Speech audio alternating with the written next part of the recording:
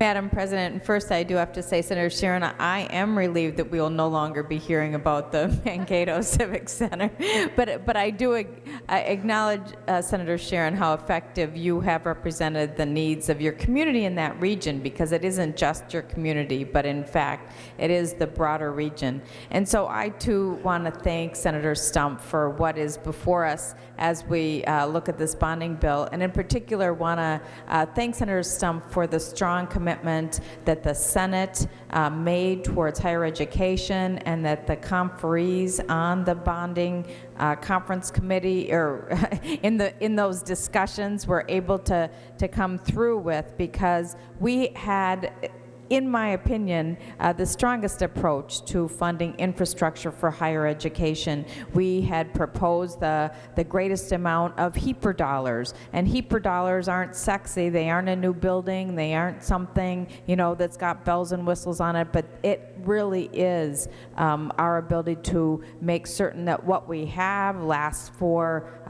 not just today, but the next century. And so President Kaler and Chancellor Rosenstone were most grateful for our approach to looking at this. In addition, we found ourselves in a quandary when because of the commitment to the Bell Museum, we weren't able to fulfill as much of the Senate's and University of Minnesota's intentions on individual projects once we went beyond HEAPR, and due to some creative, flexible thinking on behalf of many, we're funding the University of Minnesota itself is funding the Bell Museum, and we're carrying the debt service in our finance bill so that we could in fact fund more projects.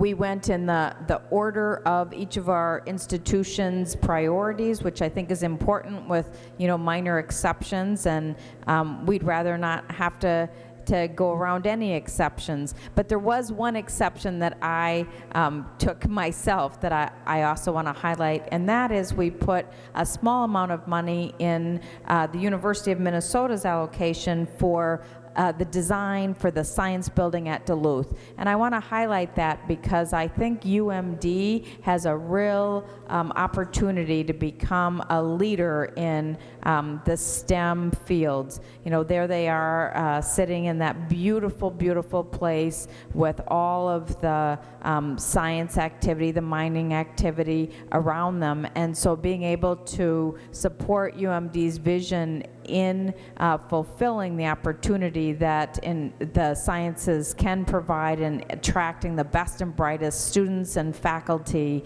is something that I'm proud we're able to do today.